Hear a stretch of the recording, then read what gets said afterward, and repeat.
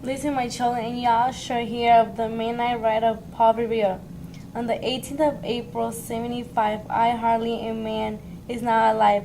Who remembers that famous day and year? He said to his friend.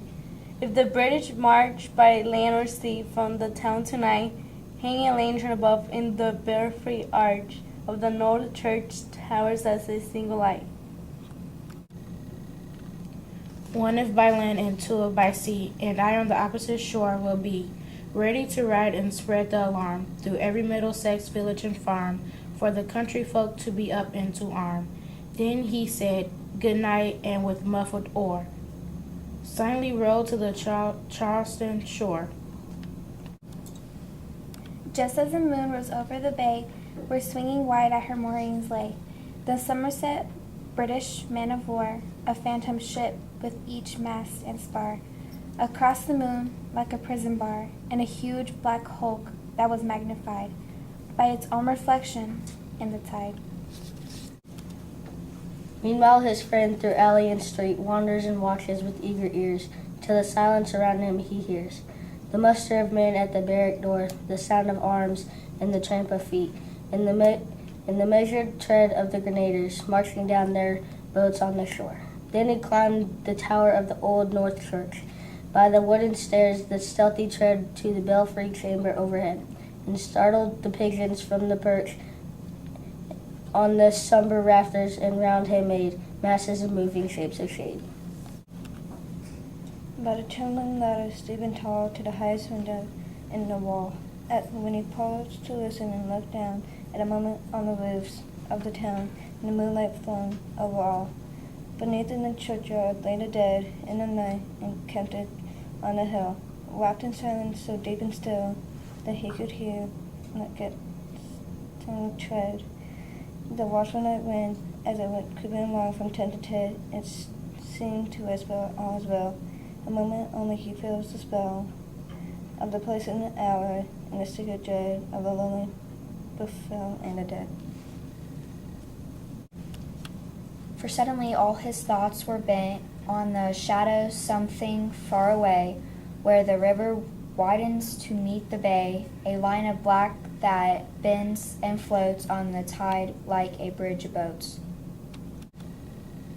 Meanwhile, impatient to mount and ride, booted and spurred with a heavy stride, on the opposite shore walked Paul Revere. Now he patted his horse's side. Now he gazed at the landscape far and near, then impetuous stamped the earth, and turned and tightened his saddle girth. But mostly he watched with eager search the belfry tower of the old North Church, as it rose above the graves on the hill, lonely and spectral and sombre and still. And lo, as he looks at the belfry's height, a glimmer and then a gleam of light. He springs to the saddle, and the bridle he turns, but lingers in case his soul full on his side. A second lamp in the belfry burns. A hurry of hoofs in a village street, a shape in the moonlight, a bulk in the dark, and beneath from the people's impassioned spark, struck out by a stifling, fearless and fleet that was saw, and yet throughout the gloom and the light, the fate of a nation was writing that night, and the spark struck out by the steed in his flight.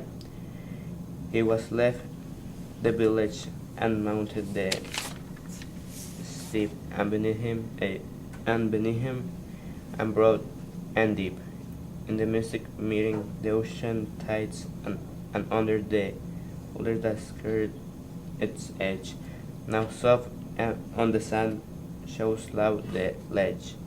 It hears the tramp of his steed as he rides. It was 12 by the village clock when he crossed the bridge into Medford town. He heard the crowing of the cock and the barking of the farmer's dog, and felt the damp of the river fog that rises after the sun goes down.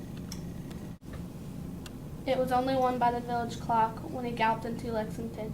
He saw the gilded weathercock swim into the moonlight as he passed, and the meeting-house windows, black and bare, gazed at him with a spectral glare, as if they already stood aghast at the bloody work they would look upon.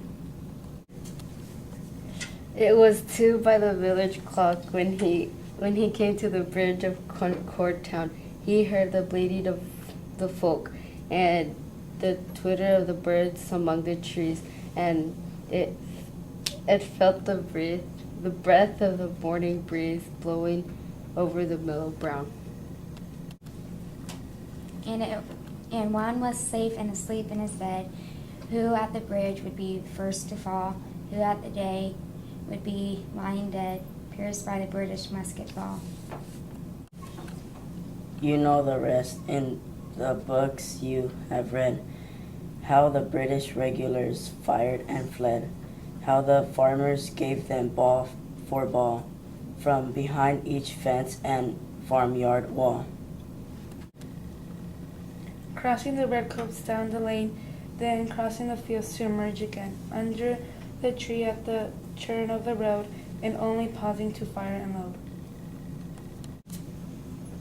So through the night rode Paul Revere, and so through the night went his cry of alarm to every Middlesex village and farm, a cry of defiance and not of fear, a voice in the darkness, a knock on the door, and a word that shall echo forevermore.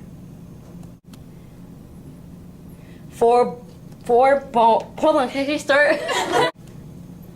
For born on the night wind of the past, through all our history to the last, in the hour of darkness and peril and need, the people will waken and listen to hear the hurrying hoof beats of the steed.